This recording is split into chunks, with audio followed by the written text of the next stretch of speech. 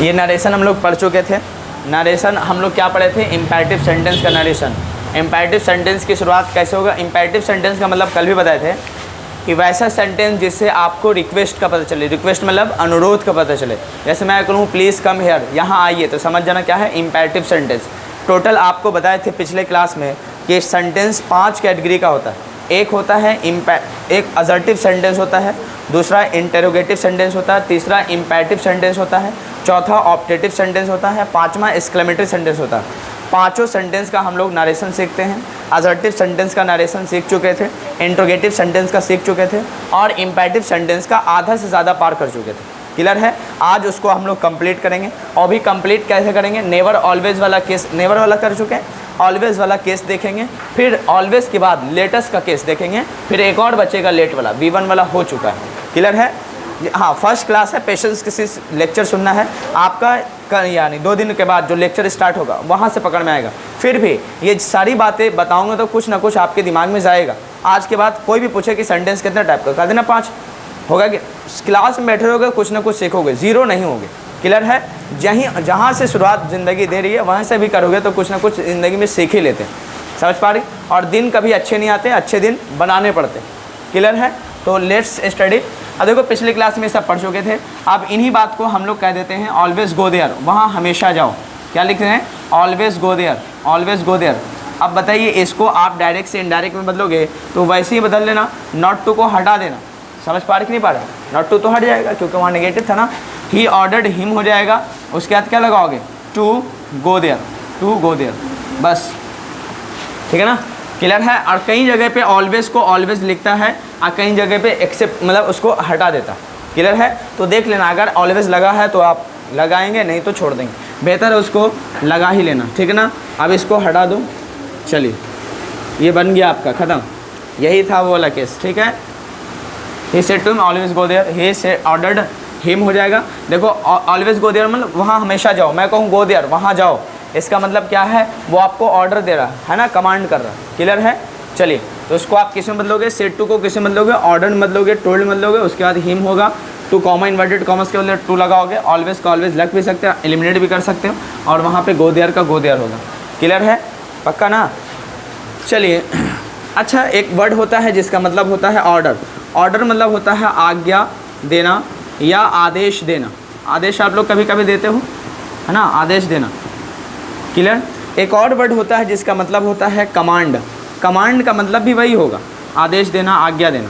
लेकिन दोनों में मतलब फ़र्क है। ये कहाँ पे ऑर्डर? ऑर्डर का मतलब होता है जनरली किसी भी कोई भी पर्सन किसी को दे देगा। समझ पा रहे कि नहीं पा रहे?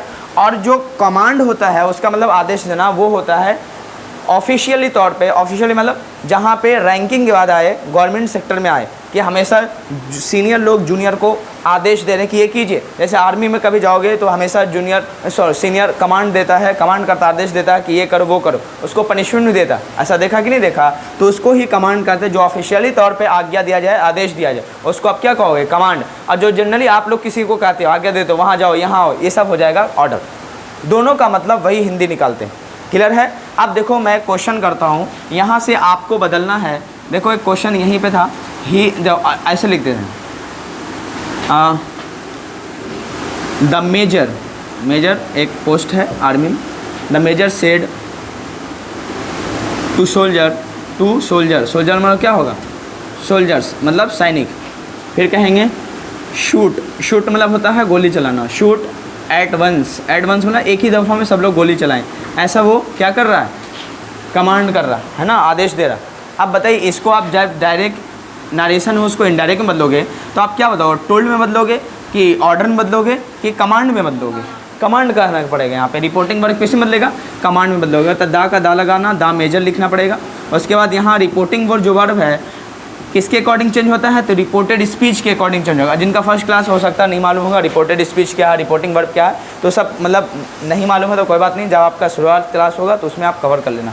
तो मेजर, उसके बाद क्या लगाओगे? सेट के बदले क्या लगाओगे? कमांडेड हो जाएगा।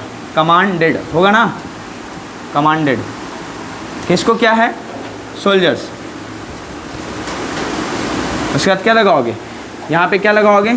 To shoot at once, to shoot at once. चलिए खत्म। क्लियर है? इस तरह से आप बन जाएगा।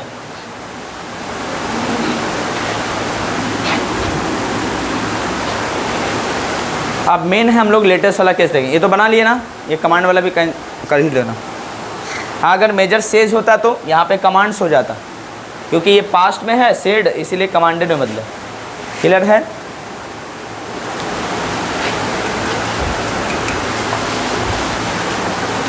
हटा दो ये सब, आप जल्दी से कॉपी कर सकते हैं। जो आपको नया लग रहा है कि सर पिछले क्लास में नहीं बताए थे, आज नया है, तो आप इसको कॉपी कर लें, फिर हम लोग आगे बढ़ रहे हैं। ठीक है, चलिए हटा दो, टॉपिक कर लिए हैं। चलिए अब हेडिंग डालिए, नरेशन ऑफ लेटेस्ट वाला केस, नरेशन ऑफ लेटेस्ट, हटा दो।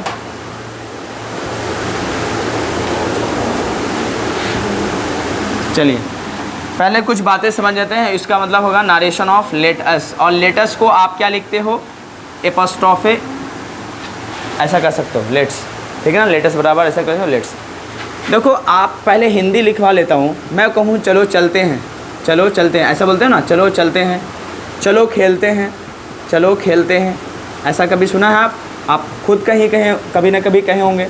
चलो उन लोगों से मिलते हैं, चलो उन लोगों से मिलते हैं, चलो बात करते हैं, ऐसा कभी कहा है कि नहीं कहा, चलो बात करते हैं। अब देखो जब भी आप ऐसा आ जाए जिसमें आप किसी का मतलब सजेशन तौर पे यूज़ कर रहे हो कि चलो खेलते हैं, चलो गाते हैं, चलो बात करते हैं, तब ऐसे को ट्रांसलेशन हमेशा सेंटेंस की शुरुआत अब किससे करोगे, लेटेस्ट से करोगे। क्लियर है, कोई दिक्कत तो नहीं है। आप कहोगे लेटेस्ट, लेटेस्ट मतलब चलो चलते हैं, तो क्या कहोगे, लेटेस्ट वॉक। क्लियर हो गया, लेटेस्ट क्या कहोगे, वॉक। मैं उसी तरह इसको भी कहोगे चलो खेलते हैं, तो आप क्या लगाओगे, लेट अस लिखोगे, उसके बाद खेलने का क्या होगा, प्ले होगा, तो आप क्या कहोगे, लेटेस्ट प्ले। समझ पा रहे कि नहीं पा रहे? उसी तरह बताओ, मैं कहूँ चलो इसको बना लो, चलो बात करते हैं, तो क्या कहोगे, लेट अस होगा, उसके बाद बात करने का टॉक होता है। इतना आपको मालूम होगा, कोई दिक्कत तो नहीं है, पक्का ना। अब चलो उसी तरह है, अगर ये ना होता उन लोगों से चलो मिलते हैं, तो आप क्या बनाते, चलो मिलते हैं, तो लेट अस, उसके बाद क्या होगा, मिलने का मीट हो जाएगा। उन लोगों से है तो उन लोगों का क्या होगा, ऑब्जेक्ट देम बनेगा, लेट अस मीट देम। समझ पा रहे? बोलो बन गया कि नहीं बन गया? एक सेंटेंस अगर देंगे कि चलो चलो उन लोगों से बात करते हैं, चलो उन लोगों से बात करते हैं, उन लोगों से बात करते हैं, और मुझे उम्मीद है कि आप तो ये ना होता तो बताइए ये सेंटेंस इसके बराबर तो होता। तो आप क्या बनाते, पहले तो लेटेस्ट लिखते, लेटेस्ट, उसके बाद क्या लगाते, टॉक। अब बताइए उन लोगों के लिए है तो आप क्या लगाओगे, देम। लेकिन बात याद रखना, टॉक के बाद जब किसी पर्सन का किसी पर्सन से बात हो तो टू लगा के आगे बढ़ते हैं। ये प्रीपोजिशन टॉपिक में पढ़ना है, वो मतलब लंबा टॉपिक है इसीलिए। तो आप क्या लगाओगे, लेटेस्ट टॉक टू देम हो जाएगा। क्लियर है? चलो आप, हाँ चलो अपने भाई से बात करते हैं, चलो छोड़ दो, चलो शिक्षकों से बात करते हैं, चलो शिक्षकों से बात करते हैं, तो क्या होगा, लेटेस्ट टॉक टू टीचर्स या टू द टीचर्स। क्लियर है, कोई दिक्कत तो नहीं है, पक्का ना। तो ये पहले लेटेस्ट को कॉन्सेप्ट समझ में आ गया कि हिंदी का क्या होता है, पक्का ना।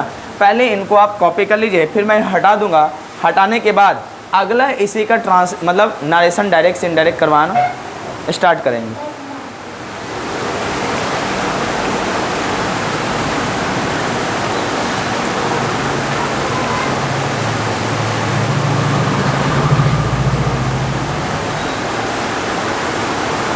कॉपी कीजिए पहले इसको,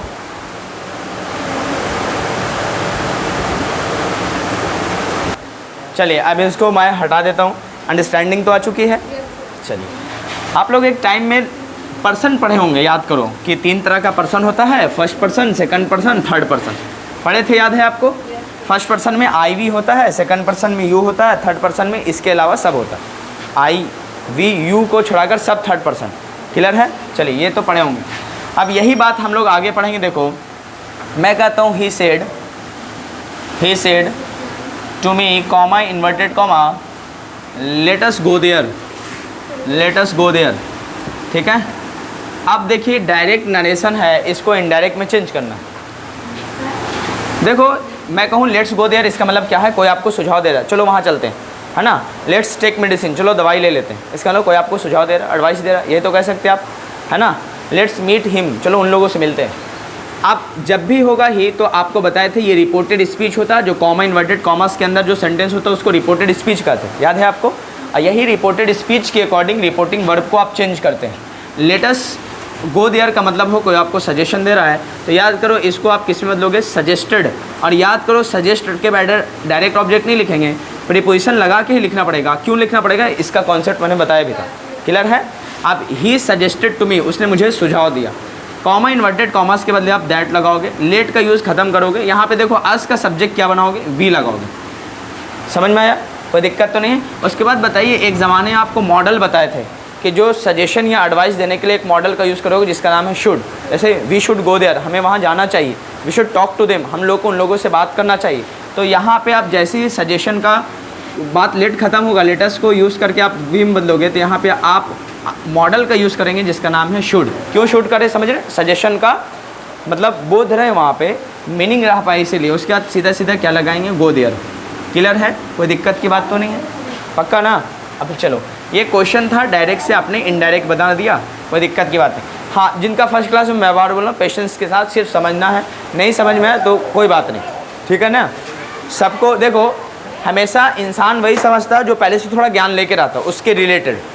अभी आप हो सकता है 4th क्लास नर्सरी क्लास के बच्चों को डायरेक्ट आप वर्ड पढ़ाने लगो, सेंटेंस बनाने लगो तो उसके दिमाग में घुसेगा नहीं। क्यों, आपने ABCD पढ़ा ही नहीं। उसको जब पहले ABCD का ज्ञान दोगे तब ना वो रीड आउट कर पाएगा कि है क्या मतलब। वही बात है, यानी ज्ञान लेने के लिए भी पहले से ज्ञान होना चाहिए उस लेवल का, तो उसको आगे ले जाते हो। बातें समझ पा रही हैं, तो इसका ध्यान रखना। अब देखो, हाँ, जिनका शुरू से क्लास है तो उनके लिए तो कुछ है ही नहीं, एकदम बहुत ईजी लग रहा होगा। फिलहाल मैं कोशिश कर भी रहा हूँ कि आपको समझ में आए। फिर लिखेंगे, मैं एक क्वेश्चन लिखता हूँ, ही सेड। हाँ, सजेस्टेड की जगह आपको बताए थे, आप प्रपोज्ड में भी इसको आप लिख सकते हो, ही प्रपोज्ड टू मी भी कह सकते हो। क्लियर है, ये भी सही है। सजेस्टेड टू के बदले क्या लगाओगे, proposed to me, comma inverted commas that. फिर लगाओ ही सेड टू, उसके बाद मैं यहाँ पे लगा लेता हूँ यू लगा देता हूँ, he said to you, comma inverted commas, let us go there, let us go there. चलिए, इनको बना के दिखाना आपको। क्या बनाओगे, देखो ये बातें तो एकदम सेम है कि नहीं। तो आप ही का ही लिखोगे, सेड टू के बदले क्या लगाओगे, सजेस्टेड या प्रपोज्ड में बदलेंगे, सजेस्टेड टू मी लगाओगे। हाँ, टू मी नहीं होगा क्योंकि यहाँ पे यू लगा हुआ है ना, यू लगाएंगे। या आप क्या लगा दोगे, प्रपोज्ड टू यू लिखना पड़ेगा, कॉमा इन्वर्टेड कॉमर्स के बदले इसमें दैट लगाएंगे, ख़त्म। अब देखो, आपको दो बातों का यहाँ पे ख्याल रखना है कि ये जो लेट को जैसे हटाएंगे और अस के बदले हमने वी में चेंज कर दिया था ना, देखो वी में, अब यही अस को आप वी में यहाँ पे चेंज नहीं कर सकते। अब इसको मैं यू में चेंज करेंगे, उसके बाद शुड गो देयर लिखेंगे। अब एक बात और है कि सर आपने ऊपर वाले को तो वी में चेंज किया था, नीचे वाले को यू में कैसे चेंज किया। तो देखो, अब यहाँ पे फिर कॉन्सेप्ट समझना। देखो, एक फर्स्ट पर्सन की बात किसी भी पर्सन से हो, एनी पर्सन, फर्स्ट पर्सन की बात किसी भी पर्सन से होगा, तब हमेशा जो सब्जेक्ट आने वाला है वहाँ अस का हमेशा वी लिखोगे, चाहे फर्स्ट पर्सन सब्जेक्ट में हो या ऑब्जेक्ट में हो। देखो यहाँ पे ही सेड टू मी लिखा, उसने मुझसे कहा, तो ये फर्स्ट पर्सन है, मैं यहाँ शामिल हूँ ना, उसने मुझसे कहा कि चलो वहाँ चलते हैं, यानी कहा है, इसका मतलब मैं यहाँ पे शामिल हूँ। यानी फर्स्ट पर्सन जब भी शामिल होगा तब इसको वी में बदलोगे, चाहे वो सब्जेक्ट में हो या ऑब्जेक्ट में हो, कोई फ़र्क नहीं पड़ता। समझ पा रहे कि नहीं पा रहे। दूसरी बात है, यहाँ पे देखो, ये दूसरे क्वेश्चन में ही यू से बात किया है, यहाँ पे फर्स्ट पर्सन की बात नहीं है, सेकंड पर्सन की बात हुई। क्लियर है, ये फर्स्ट पर्सन इसमें है क्या, नहीं है। जब भी मतलब फर्स्ट पर्सन किसी भी पर्सन में शामिल होगा, चाहे सब्जेक्ट में हो ऑब्जेक्ट में हो, लेकिन फर्स्ट पर्सन की बात हो जाए तो हमेशा अस के बदले आप वी लिखेंगे।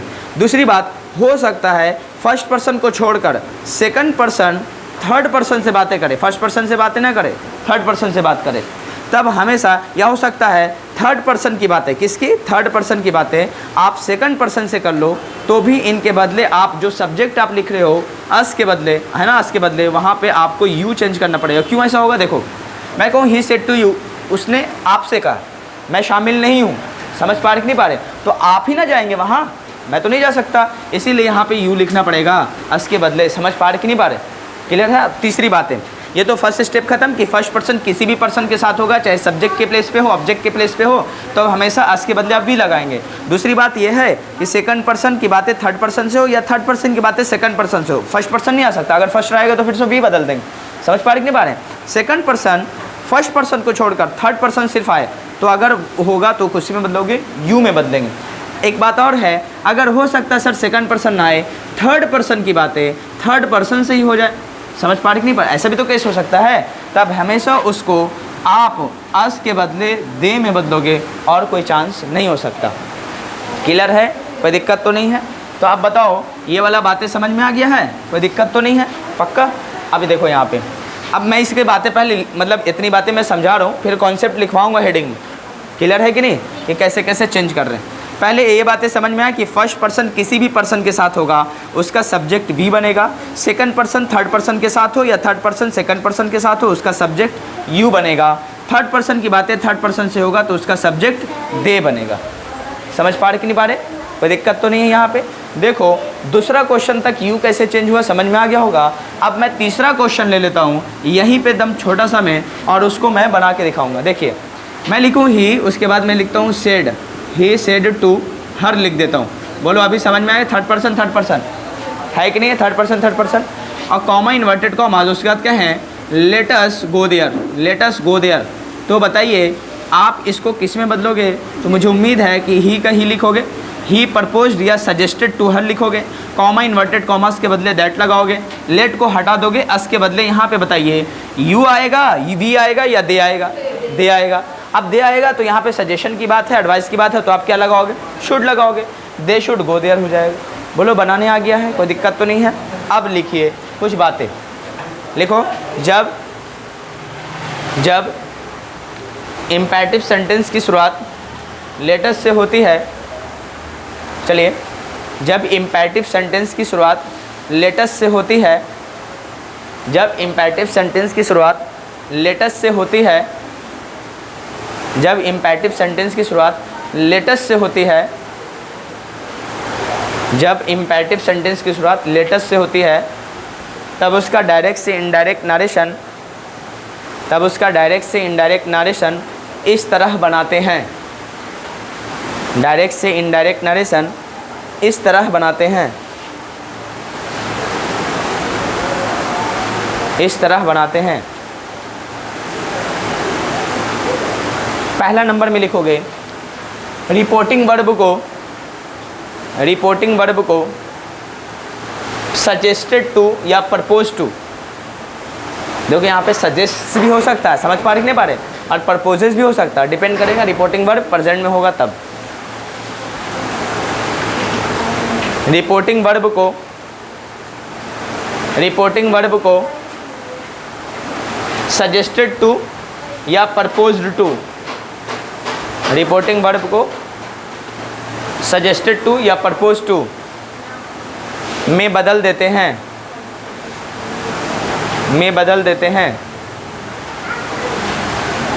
दूसरा कॉमा इन्वर्टेड कॉमास के बदले,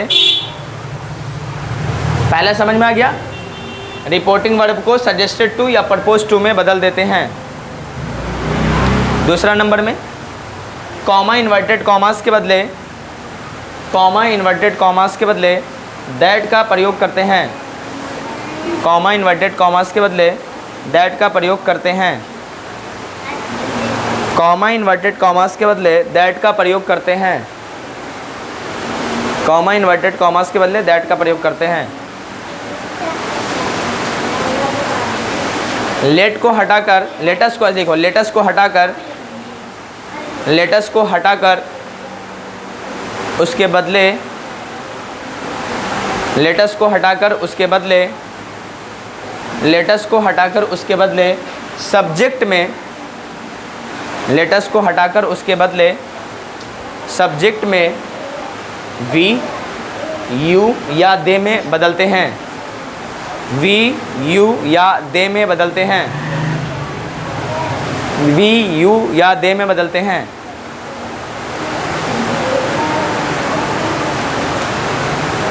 है ना? दे में बदलते हैं। चलो ये बातें ब्रैकेट में लिख लो। जब फर्स्ट पर्सन, देखो लिखो ऐसा लिख लो, रिपोर्टिंग वर्ब का सब्जेक्ट या ऑब्जेक्ट, रिपोर्टिंग वर्ब का सब्जेक्ट या ऑब्जेक्ट, ब्रैकेट में लिखना उसी के सब। हाँ, रिपोर्टिंग वर्ब, ये रिपोर्टिंग वर्ब है, रिपोर्टिंग वर्ब का सब्जेक्ट या ऑब्जेक्ट, रिपोर्टिंग वर्ब का सब्जेक्ट या ऑब्जेक्ट में से कोई भी फर्स्ट पर्सन हो, कोई भी फर्स्ट पर्सन हो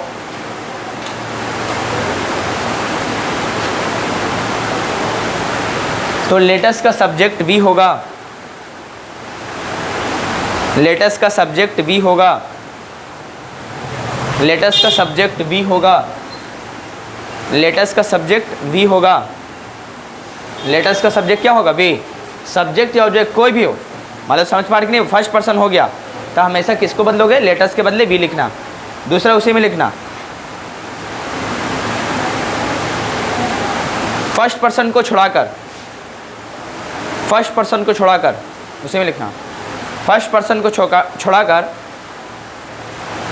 सेकंड पर्सन की बात अगर थर्ड पर्सन से हो, फर्स्ट पर्सन को छुड़ाकर सेकंड पर्सन की बात थर्ड पर्सन से हो, फर्स्ट पर्सन को छुड़ाकर सेकंड पर्सन की बात थर्ड पर्सन से हो,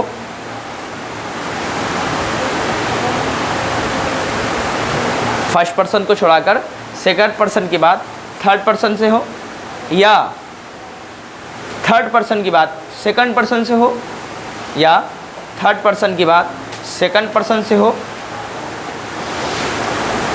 सेकंड पर्सन से हो,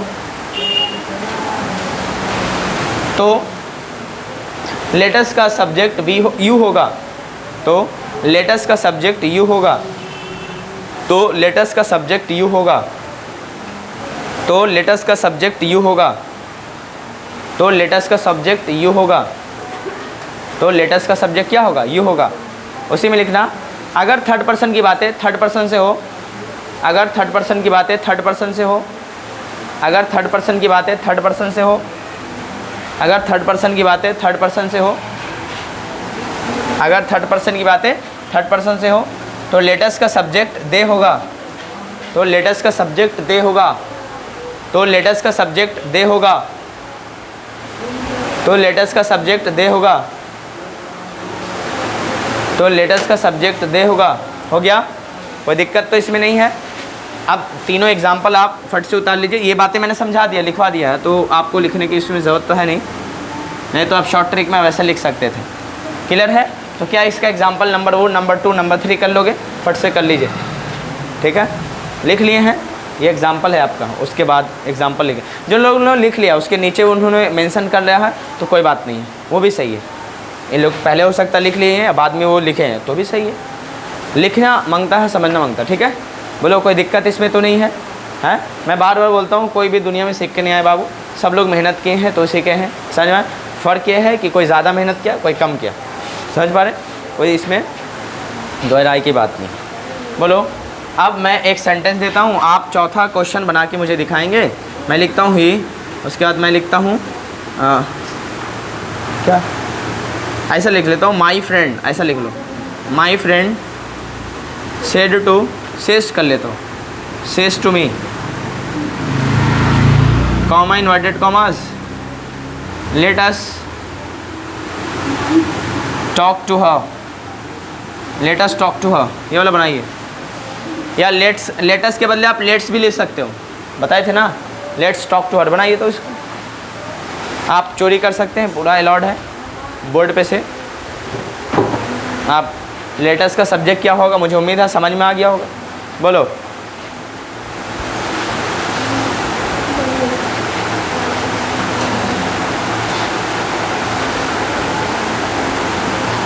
अपने अंदर ताकत पैदा कीजिए, है ना, तो कि सब बदल जाएगा। अपने पे भरोसा कीजिए, दूसरों पे कम। ठीक है, दोस्तों का सहारा कम, खुद का सहारा बनो। ठीक है ना, वरना कब लोग बदल जाएंगे, पलटी मारेंगे, दोस्ती का कोई पता नहीं। इन्हें कि दोस्त समझ लिया, चलो उसे समझ लेंगे। एक दिन बताएगा मोहब्बत से, दूसरा तीसरे दिन आते आते ना वो मोहब्बत ख़त्म होती।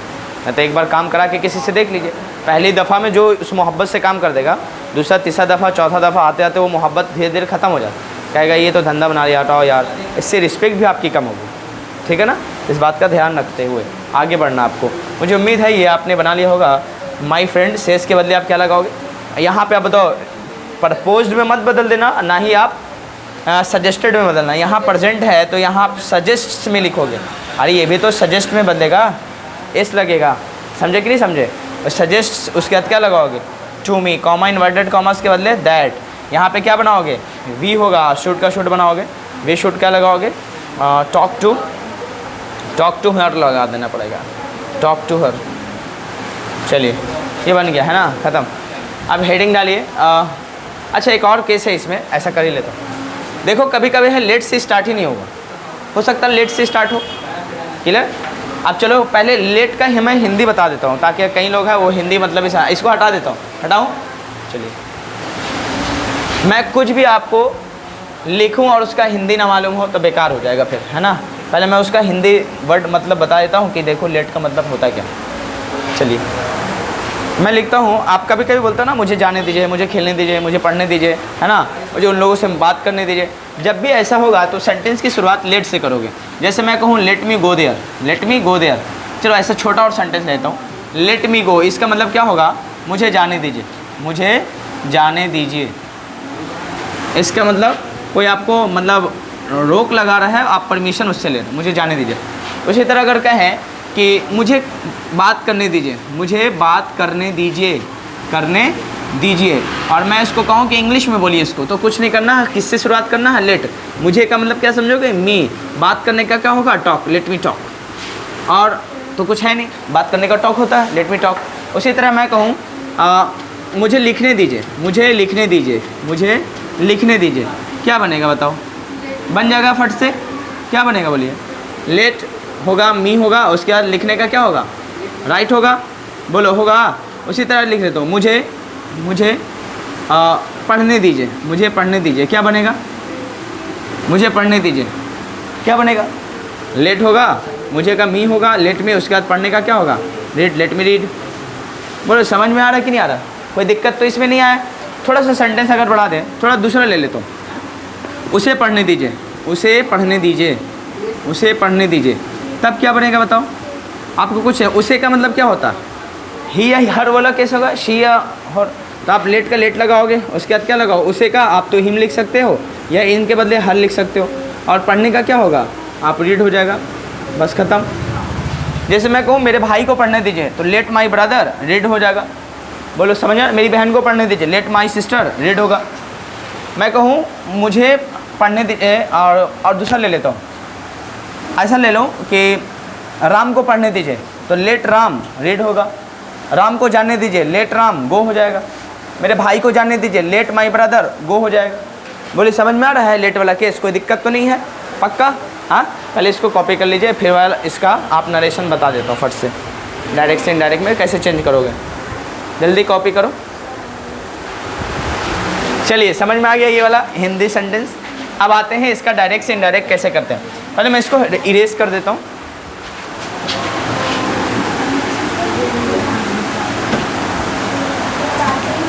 मैं लिखता हूँ ही शी सेड टू मी, ऐसा कर लेता हूँ, शी सेड टू मी।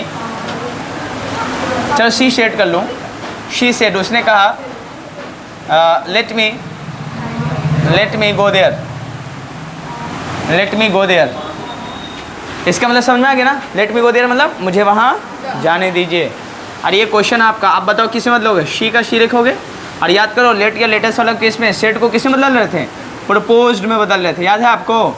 या इसको किस में बदलते थे, सजेस्टेड में बदलते थे, याद है, सजेस्टेड होगा कि नहीं होगा। कॉमा इन्वर्टेड कॉमर्स के बदले क्या लगाओगे, दैट, ही प्रपोज्ड या ही सजेस्टेड दैट। बताओ लेट तो हट जाएगा, मी का क्या लगाओगे, हैं। अच्छा मी कहाँ भागेगा, अरे ऑब्जेक्ट है ना, भागेगा शी के पास। यहाँ पे शी लिखोगे, कैसे शी लिखेंगे समझ में आया, हैं। फर्स्ट पर्सन का केस जब भी होगा तो हमेशा सब्जेक्ट के पास भागते हैं और उसके अकॉर्डिंग बदलते हैं, तो ये सब्जेक्ट का काम करेगा, क्योंकि सब्जेक्ट से। अच्छा एक बात बताओ, मी का आपने यहाँ पे ये मत समझना कि ये ऑब्जेक्ट है, ये भी सब्जेक्ट की तरह काम कर रहा। अब देखो ऐसा क्यों, देखो लेट का मतलब होता है अलाउ, अलाउ का मतलब समझोगे अनुमति, जिसको आप क्या कहते हो, परमिट। समझ पा रहे कि नहीं पा रहे, लेट मी गो इसका मतलब मुझे अनुमति दीजिए जाने का, ऐसा मतलब वो आ रहा है। समझ पा रहे, यानी अलाउ मी टू गो, ये मतलब कहना चाह रहे हैं। लेट मी गो मतलब मुझे जाने दीजिए, इसका मतलब अलाउ कीजिए मुझे, अलाउ मतलब अनुमति दीजिए जाने का, यही तो मतलब है वो कहने का। तो अलाउ मी टू गो हो जाएगा, मतलब जाने का मुझे क्या कीजिए, अनुमति दीजिए।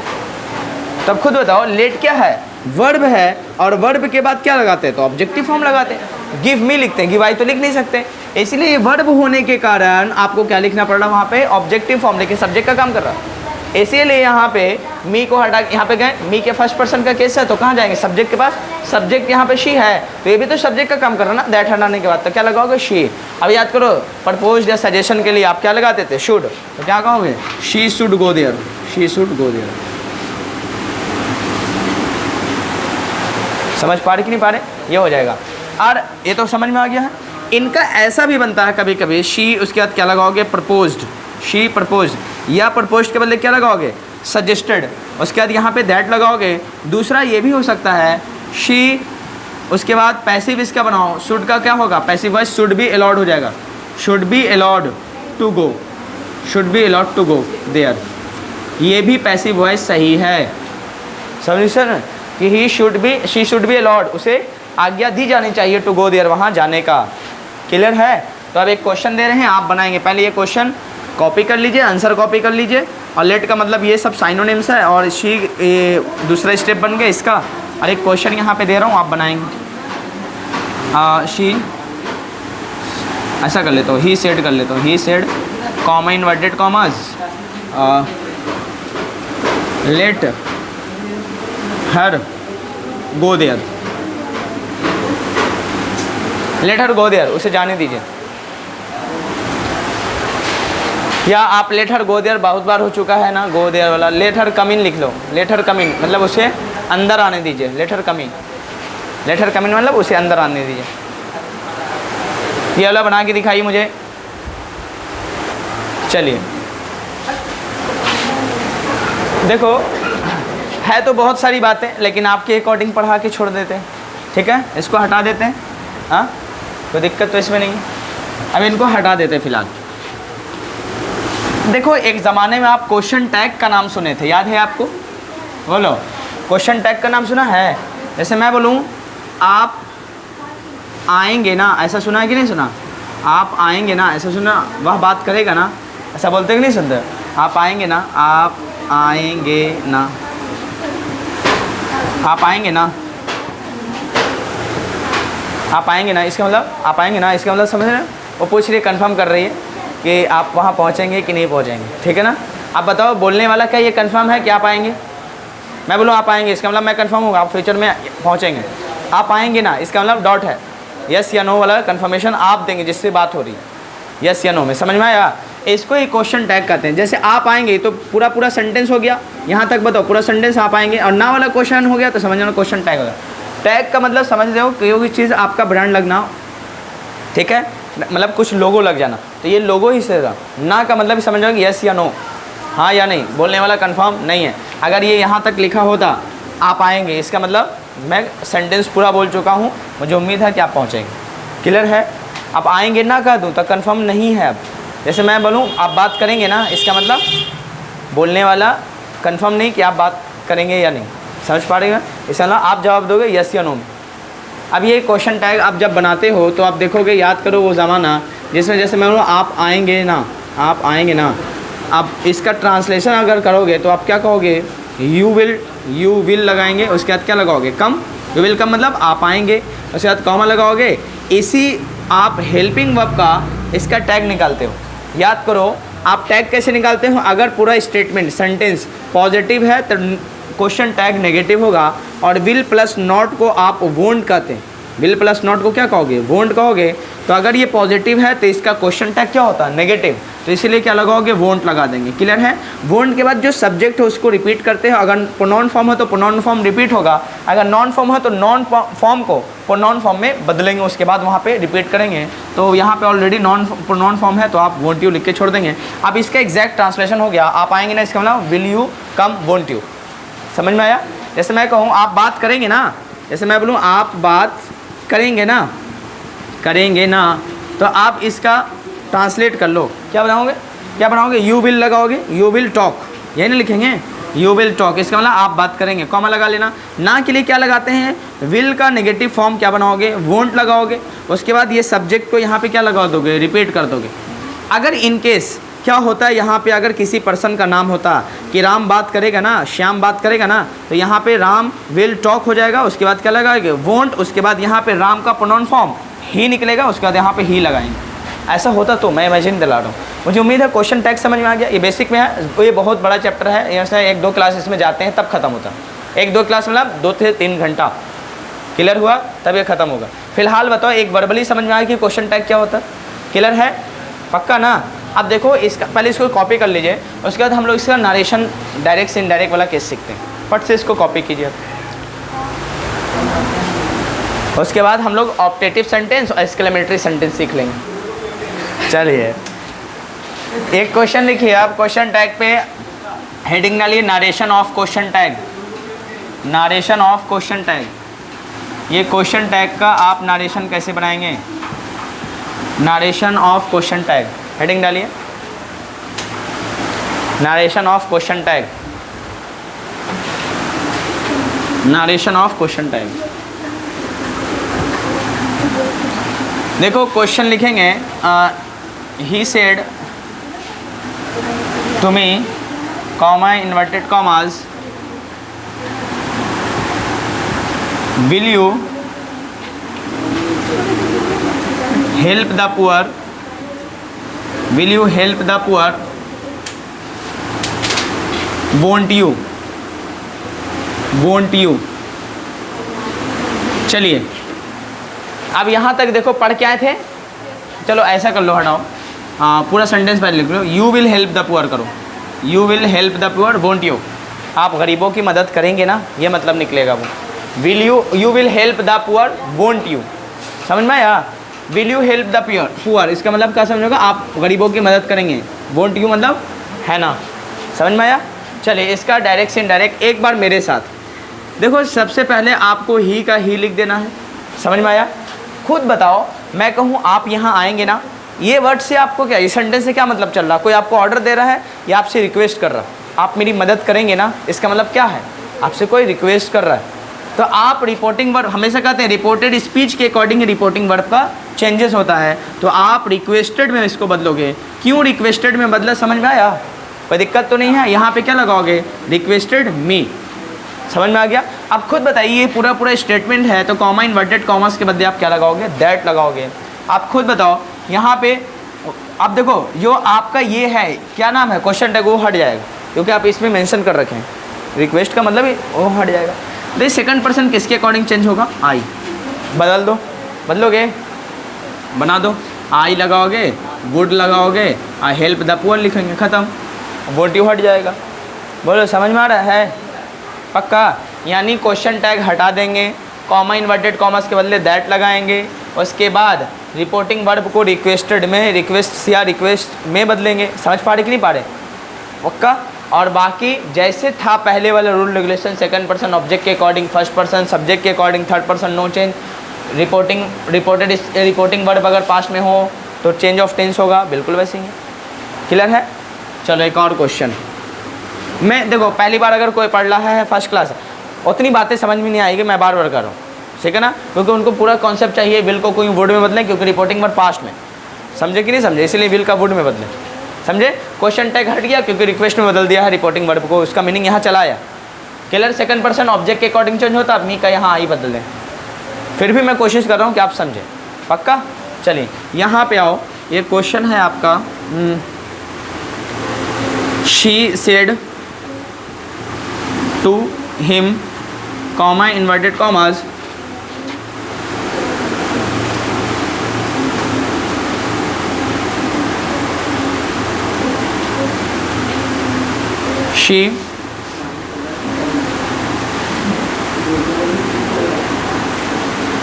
she helps the poor। अब यहाँ पे प्रेजेंट इंडेफिनिट में बताइए, हेल्पिंग वर्ब जो होता है वो क्या होता है, डू या डज होता है। तो यहाँ पे पॉजिटिव बात है तो डजंट करोगे, डजंट उसके बाद रिपीट कर देना, डजंट शी, क्वेश्चन टैग। चलिए इसका क्वेश्चन आंसर बताएं। नहीं समझ में आ रहा, क्वेश्चन कम से कम उतार लो, जो लिख कह रहा हूँ उसी को छाप लो, आपका भी टाइम आएगा कुछ दिनों के बाद। अब देखो जो बच्चे हैं यहाँ पे क्या कहा, शी सेड टू हिम, उसने उससे कहा। पक्का? खुद बताइए, क्या जिससे जिसने कहा है, क्या उसी की बात यहाँ रिपीट हो रही है क्या? नहीं, किसी और की बात आ गई है यहाँ पे। क्या इससे रिक्वेस्ट कहेगी? नहीं कहेगी। रिक्वेस्ट करेगी? नहीं। अब यहाँ पे क्या आएगा, सीधा सीधा टोल्ड की बात आएगा। देखो मैं रटने वाली बात नहीं कर रहा हूँ कि ये देखते ही आप क्या लगा दोगे, रिक्वेस्ट में बदलोगे। समझे कि नहीं? अब यहाँ पे ध्यान देना, रिक्वेस्ट कब हुआ? क्योंकि सेकंड पर्सन ही यहाँ पे मेंशन था। समझ पा रहे कि नहीं पा रहे? सेकंड पर्सन यहाँ मेंशन था, उसने उससे कहा है कि क्या आप गरीबों की मदद करेंगे ना, है ना? तो यहाँ पे क्या है, ये ना इसको कह रही है कि क्या वह गरीबों की मदद करती है ना, वाह गरीबों की मदद करती है ना, वो पूछ रही है, बताएगी ना वो। तो इसे क्या करोगे, शी, उसके बाद क्या लगाओ, टोल्ड हिम हो जाएगा, कॉमा इन्वर्टेड कॉमर्स के बदले क्या लगाओगे, दैट लगाओगे। समझ पा रहे कि नहीं पा रहे? उसके बाद सीधा सीधा क्या लिखोगे, शी, होगा ना? समझे कि नहीं समझे? उसके बाद क्या लगाओगे यहाँ पे, हेल्प्ड हो जाएगा ना, सी हेल्प्ड द, उसके बाद क्या लगाओगे, पुअर। क्वेश्चन टैग क्या हो जाएगा, यहाँ से हट जाएगा। अगर ऑप्शन में ऐसा ना हो सकता है, तब वही मेथड आप इसको लेकर चलेंगे जो यहाँ पे अप्लाई कर सकते हो। जब मेथड ना काम करेगा तब बता रहा हूँ। क्लियर है? कोई दिक्कत तो इसमें नहीं है? समझ में आया? अब चलिए इसको हटा देता हूँ, क्वेश्चन टैग वाला भी समझ में आ गया है। अब चलिए, ओहो, अब क्वेश्चन हेडिंग डालिए, नरेशन ऑफ ऑप्टेटिव सेंटेंस। बस एक दो एग्जाम्पल लेंगे, इसमें भी ख़त्म हो जाएगा। Narration of optative sentence,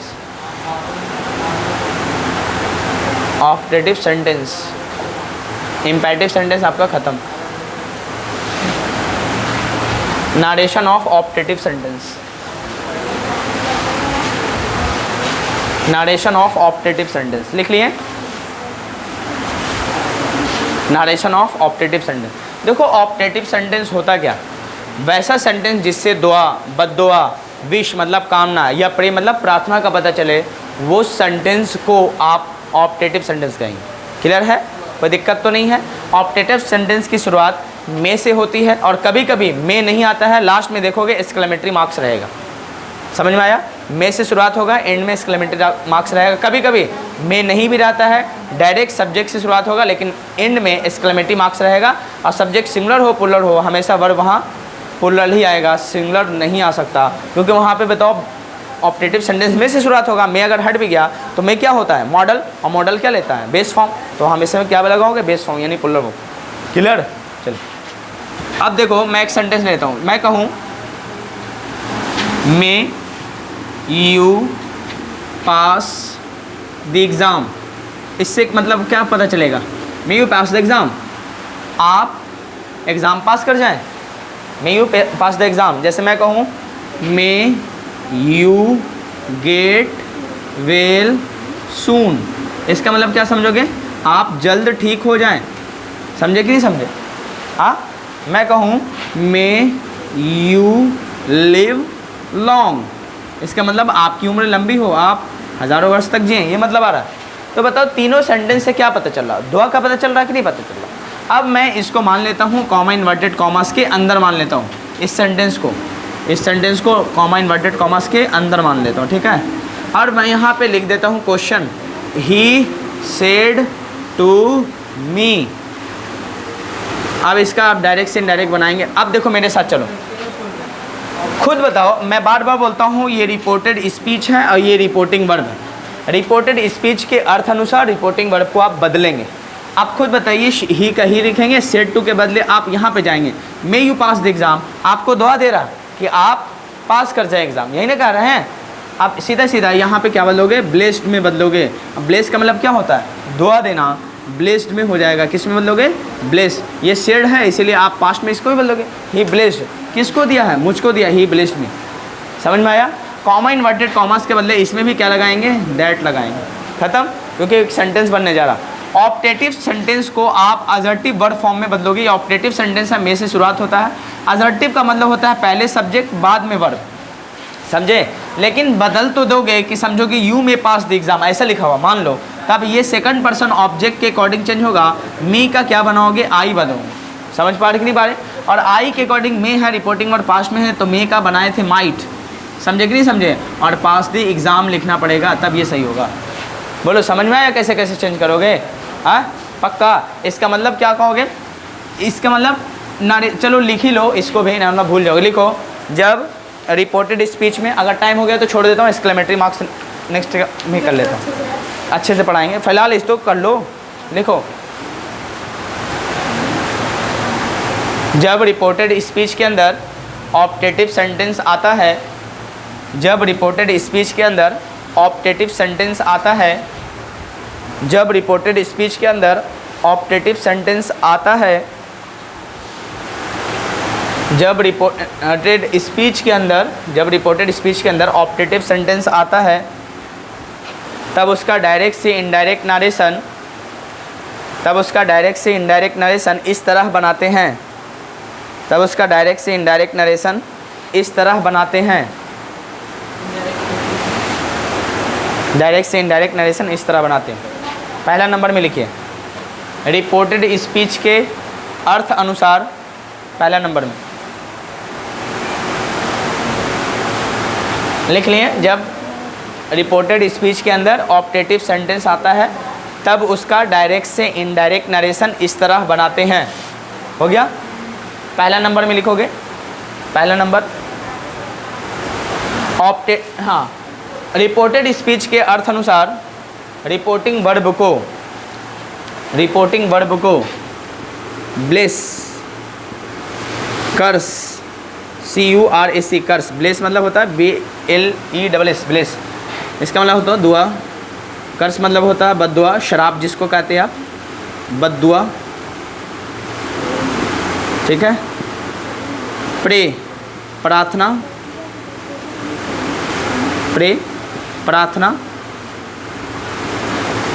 wish, कामना। रिपोर्टेड स्पीच के अर्थ अनुसार रिपोर्टिंग वर्ब को ब्लेस, कर्स, प्रे, विश ETC में बदलते हैं, ETC में बदलते हैं, एट्सेट्रा में बदल देते हैं, में बदल देते हैं। अब देखो, मालूम चला रिपोर्टिव विंग पास्ट में है तो यहाँ ब्लेस्ड हो जाएगा, यहाँ पे अगर सेज रहा था तो ब्लेसेस कहेंगे, समझे कि नहीं समझे, चेंज होता रहेगा, है ना। में बदल देते हैं, क्लियर। दूसरा नंबर लिखो, कॉमा इन्वर्टेड कॉमास के बदले, कॉमा इन्वर्टेड कॉमास के बदले डैट का प्रयोग करते हैं, डैट का प्रयोग करते हैं। कॉमा इन्वर्टेड कॉमास के बदले, कॉमा इन्वर्टेड कॉमास के बदले, कॉमा इन्वर्टेड कॉमास के बदले दैट का प्रयोग करते हैं।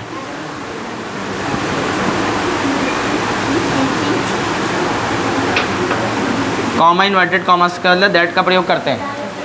एक्सक्लेमेटरी मार्क्स के बदले फुल स्टॉप का प्रयोग करते हैं। तीसरा नंबर में एक्सक्लेमेटरी मार्क्स के बदले फुल स्टॉप का प्रयोग करते हैं। एक्सक्लेमेटरी मार्क्स ऐसा लिखोगे, के बदले फुल स्टॉप का प्रयोग करते हैं। एक्सक्लेमेटरी मार्क्स के बदले फुल स्टॉप का प्रयोग करते हैं। और ऑप्टेटिव वर्ब फॉर्म को, और एक्सक्लेमेटरी मार्क्स के बदले फुल स्टॉप का प्रयोग करते हैं। और ऑप्टेटिव वर्ब फॉर्म को, और ऑप्टेटिव वर्ब फॉर्म को, और ऑप्टेटिव वर्ब फॉर्म को असर्टिव वर्ब फॉर्म में, ऑप्टेटिव वर्ब फॉर्म को असर्टिव वर्ब फॉर्म में बदल देते हैं। असर्टिव वर्ब फॉर्म में बदल देते हैं। हो गया। तीसरा नंबर के बाद चौथा नंबर बोलो, ऑप्टेटिव वर्ब फॉर्म को असर्टिव वर्ब फॉर्म में बदल देते हैं। असर्टिव वर्ब फॉर्म में बदल देते हैं। चौथा नंबर, बाकी सभी बातें पहले की तरह लागू होंगी, यानी change of person, change of tense जो भी है पहले की तरह लागू होगा।